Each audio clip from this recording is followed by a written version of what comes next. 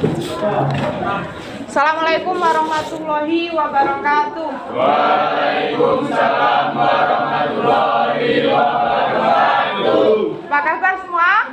Alhamdulillah. Sehat semua? Sehat. Ayo kita sekarang sebelum belajar berdoa dulu yang dipimpin oleh Bahir. Doa mulai. Bismillahirrahmanirrahim. Raditu billahi robba wa bil islami dinah wa bi muhammadin nabiyya wa rasulah. Rabbi zidni ilma warzuqni fahma. Amin. Ibu absen dulu ya. 9B.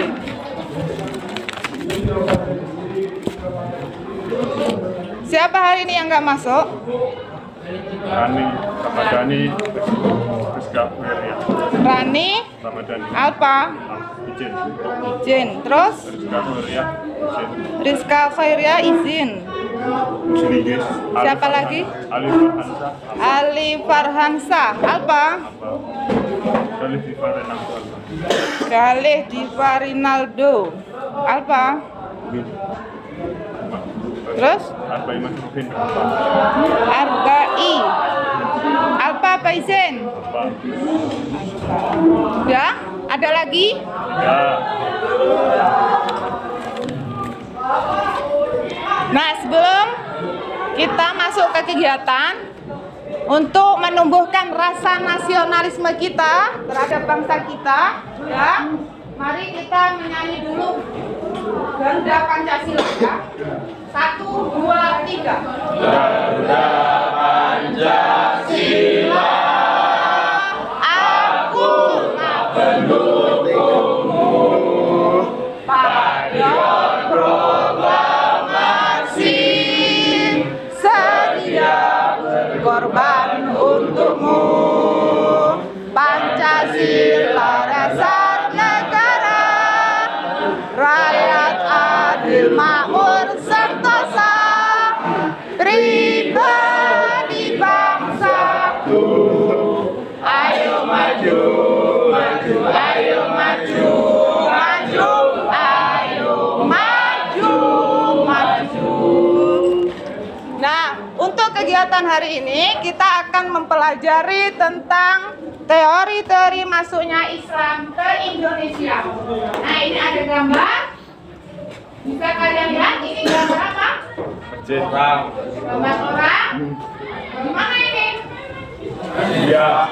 Pesisir pantai. Ya. Jadi prosesnya masuknya Islam ke Indonesia itu melalui pelabuhan atau pelayaran di pesisir pantai Sumatera. Nah, yang akan kita bahas hari ini adalah judulnya teori masuknya Islam ke Indonesia. Nah, kemarin kita sudah belajar mengenai proses penyebaran Islam di Indonesia. Nah, proses penyebaran Islam ke Indonesia kemarin kita belajar ada hubungan dagang. Ada hubungan dagang antara pedagang Indonesia dengan pedagang Muslim dari mana? Arab, Persia, Gujarat, dan Tiongkok, Cina, ya, Tiongkok atau Cina. Nah, ini hubungannya dengan materi yang hari ini adalah itu karena proses masuknya Islam melalui perdagangan dari Persia, Gujarat, kemudian Tiongkok, itu ada yang sejarah terali mengemukakan tentang teori-teori tersebut. Jadi ada pedagang Muslim masuk ke Indonesia. Nah, makanya timbullah teori-teori masuknya Islam ke Indonesia dari Arab, Persia, Gujarat, dan kemudian Tiongkok. Karena ada hubungan dagang dengan pedagang Muslim dari Arab, Persia, Gujarat, dan Tiongkok. Nah, ini kegiatan hari ini. Nah, kegiatan hari ini Ibu akan lakukan diskusi ya. Diskusi kelompok.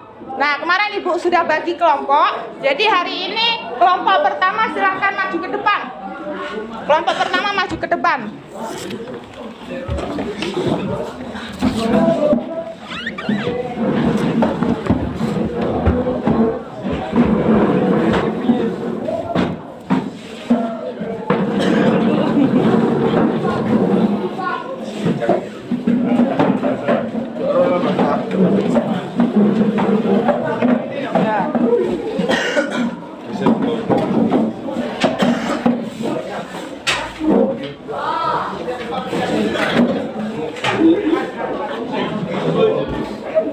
Nah, perhatikan ya, ibu yang mandu diskusi ini. Jadi kegiatan hari ini kita kelompok tentang membahas apa? Teori masuknya Islam ke Indonesia.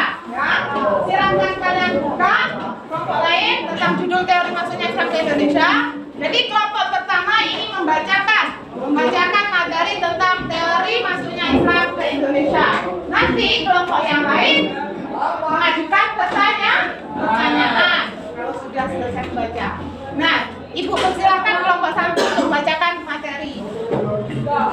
Assalamualaikum warahmatullahi wabarakatuh. Waalaikumsalam warahmatullahi wabarakatuh. Kami kelompok 1 ingin membacakan teori masuknya Islam ke Indonesia. Teori Mekah atau teori Arab. Yang keras. Ini menggunakan bahwa Islam di Indonesia berasal dari Arab atau Mekah. Teori ini dikembangkan oleh satu ulama besar cendekiawan yang bernama Abdul Malik Karim Rahimahullah yang akrab dengan panggilan Nabi Saya akan membuka tersebut berdasarkan pada hal-hal berikut ini. 1. Pada abad ke-7 yaitu tahun 674 di pantai barat Sumatera sudah terdapat kampungan Arab dengan pertimbangan bahwa pedagang Arab sudah mendirikan perkampungan di Kanton sejak abad ke-4. Hal ini juga disebutkan dengan berita dari Tiongkok. B. Teori Gujarat atau India. Teori ini dikemukakan oleh seorang orientalis Belanda, Snow Bergronze. Pada teori tersebut, Islam masuk ke Indonesia dipercaya datang dari wilayah Gujarat, India. Berpendapat bahwa Islam masuk ke Indonesia bukan dari Arab akan tetapi dari Gujarat, India. Dalam mengungkapkan teorinya, dia menyebutkan alasan-alasan sebagai berikut. 1. Adanya persamaan unsur-unsur Islam Indonesia dengan India. 2. Kurangnya fakta menjelaskan peranan bangsa Arab dengan menyebarkan Islam di Indonesia. C. Teori Persia. Teori ini dikemukakan oleh Husain Dajjal-Diningrat yang mengungkapkan bahwa proses kedatangan Islam ke Indonesia berasal dari Persia atau Persia yang dalam kurung sekarang Iran. Pernyataan tersebut didasarkan pada 1. Peringatan 10 Muharram atas meninggalnya Hasan dan Husain cucu Nabi Muhammad SAW di Sumatera Barat. Peringatan tersebut dengan upacara tabui atau tabu. Sedangkan di Pulau Jawa ditandai dengan pembuatan bubur suro. D. Teori Tiongkok. Teori Tiongkok merupakan teori yang baru-baru ini dikembangkan. Teori ini menyatakan bahwa Islam masuk ke Indonesia karena dibawa perantau Muslim Tionghoa yang datang ke Indonesia. Tokoh yang mencetuskan teori ini adalah Slamet Mulyana dan Sumanto Al-Qurtubi. Beberapa bukti yang mendukung teori ini diantara lain sebagai berikut. 1. Adanya fakta perpindahan orang-orang Muslim Tionghoa dari Kanton ke Asia Tenggara, khususnya Palembang pada tahun 879. 2. Adanya masjid tua berarsitektur Tiongkok di Jawa. 3. Bukti-bukti nyata awal penyebaran Islam di Indonesia. Bukti sejarah adanya penduduk yang memeluk agama Islam baru dipastikan dengan adanya temuan-temuan para ahli sejarah dan arkeolog. Bukti-bukti sejarah yang menunjukkan dengan pasti bahwa Islam mulai tersebar di Indonesia sejak permulaan abad ke-11 antara lain sebagai berikut. A. Ditemukannya batu nisan dengan nama Fatimah binti Maimun pada tahun 475 Hijriah atau 1082 Masehi di Leran, Gresik. B. Ditemukannya makam Sultan Malik As-Saleh yaitu raja pertama kerajaan Samudra Pasai. C. Ditemukannya makam perempuan Islam Tukhar Amasuri di Barus, pantai barat di Pulau Sumatera. Ya, sudah selesai. Nah, sekarang untuk kelompok yang lain silahkan menanya. Jadi dikumpulkan 2 soal dulu baru dijawab ya. Silakan. 2 kelompok dulu yang nanya. Silakan.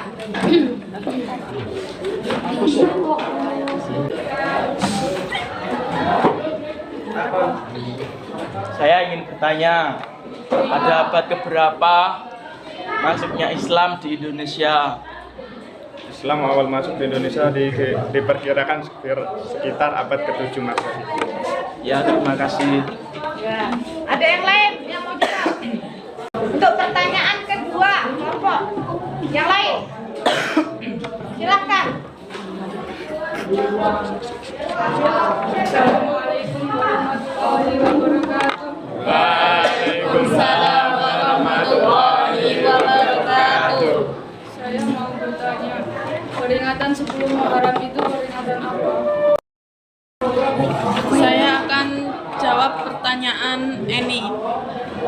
Peringatan 10 Muharram atas meninggalnya Hasan dan Husain cucu Nabi Muhammad SAW di Sumatera Barat. Peringatan tersebut disebut dengan upacara tabwid atau tabut.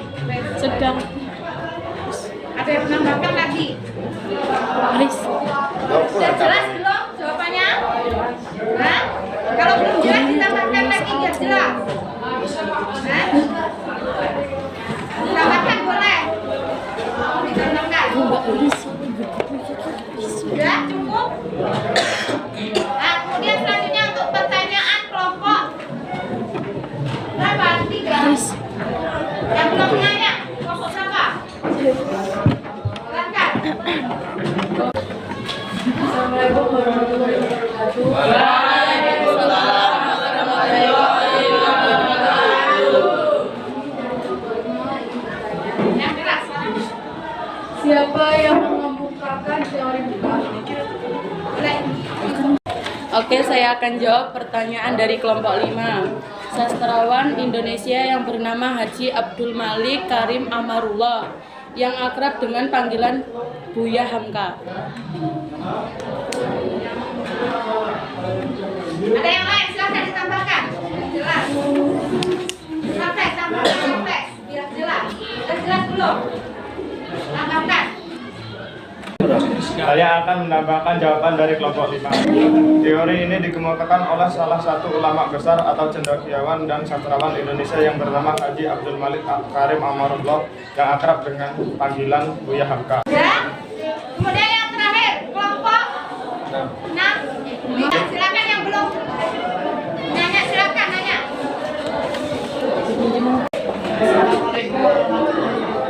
Waalaikumsalam warahmatullahi wabarakatuh. Saya dari kelompok 6 kami bertanya, apa bukti sejarah masuknya Islam ke Indonesia? Saya akan menjawab pertanyaan dari kelompok 6. Ditemukannya batu nisan dengan nama Fatimah binti Maimun di Leran Gresik. Ditemukannya makam Sultan Malik As-Saleh, yaitu raja pertama kerajaan Samudra Pasai. Ditemukannya makam perempuan Islam Luar Amisuri di Barus pantai barat di Pulau Sumatera. Ditemukannya makam Maulana Malik Ibrahim di Gresik yang wafat pada tahun 1419.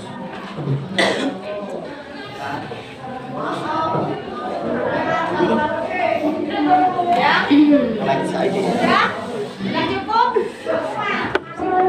Kesimpulan dari kelompok pertama. Jadi tentang materi teori masuknya Islam ini disimpulkan. Secara kesimpulan disimpulkan.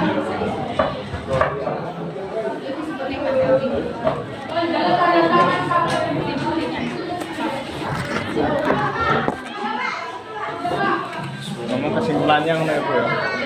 Jadi Ini kesimpulan kesimpulan dari diskusi ini.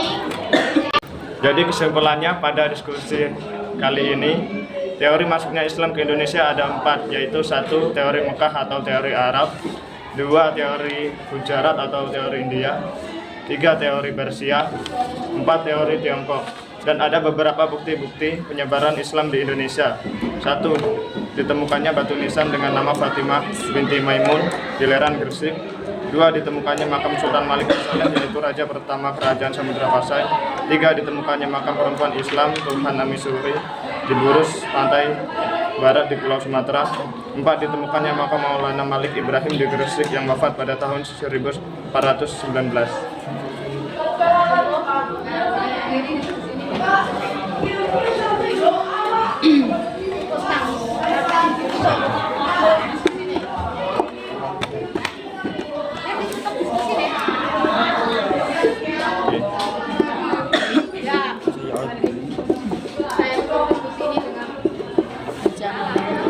Ya, sepertinya sudah cukup, saya tutup diskusi pada kali ini.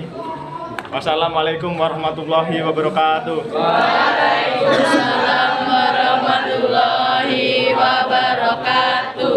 Ya, silakan kembali ke tempat masing-masing.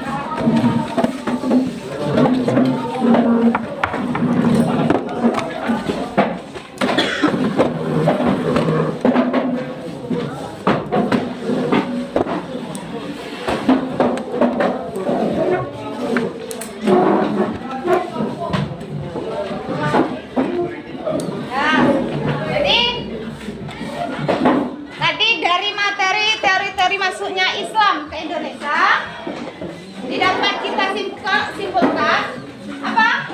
Masuknya Islam ke Indonesia itu menurut teori ada empat teori. Satu teori apa? Teori Arab. 2 Negara. 3 Persia. 4 Tiongkok. Jadi ada 4 teori ya. Ada 4 teori. Di situ ada tokoh-tokoh yang mengungkapkan tentang teori-teori tersebut. Kalau teori Mekah itu adalah tokohnya Buya Haka atau Haji Karim Amarullah. Kemudian teori Gejahan itu dikemukakan oleh siapa? Senap Harjo. Kemudian teori yang ketiga Persia itu dikemukakan oleh siapa? Hussein Jajadi Ningrat. Kemudian teori Tiongkok dikemukakan oleh Slamet Mulyana dan Sumanto Al-Qurtubi. Nah, itu yang mengemukakan para ahli sejarah tentang teori masuknya Islam ke Indonesia. Nah, apa buktinya bahwa Islam itu masuk ke Indonesia? Nah, sekitar abad ke-13 ya, bukti Islam masuk ke Indonesia itu ada sebuah makam ya. Makam siapa? Yang pertama Fatimah binti Maimun. Ini adalah seorang perempuan muslim, dia makamnya di Gresik. Yang kedua, makam Sultan Malik As-Saleh. Ini adalah salah satu raja pertama kerajaan Samudra Pasai. Kemudian yang ketiga, ada makam siapa? Ya, perempuan Islam Tuhar Amisuri itu di Baros Pantai Sumatera. Nah, yang keempat terakhir ada makam siapa? Maulana Malik Ibrahim di Gresik. Nah, Maulana Malik Ibrahim ini adalah salah satu tokoh Wali Songo. Nah, siapa namanya dikenal dengan Sunan Gresik. Nah, ini adalah bukti sejarah awal masuknya Islam ke Indonesia ya, daripada abad ke-13. Nah, itu. Nah, jadi yang dapat kita ambil sini dari tokoh-tokoh masuknya Islam, kita mengetahui bahwa Islam masuk ke Indonesia itu melalui apa? Perdagangan. Dari mana pedagang? Muslim, Arab, Persia, Gujarat, dan Tiongkok. Ya, itu pada sekitar abad berapa? 7 Masehi. Nah, ini adalah yang dapat kita ambil bahwa kita itu harus bisa mendakwahkan ajaran Islam. Ya. Jadi itu adalah teori masuknya Islam menyebar ke Indonesia. Sekarang ini sudah sampai kita ya menjalankan ajaran Islam, tidak ada halangan suatu apapun ya. Jadi kita harus mendakwahkan Islam juga. Ya. Nah, dengan kegiatan hari ini, mari kita tutup ya dengan membaca hamdalah. Alhamdulillah. Amin. Nah, untuk minggu depan kita kegiatannya materi tentang jalur-jalur sejarah masuknya Islam ke Indonesia. Akhirnya, assalamualaikum warahmatullahi wabarakatuh.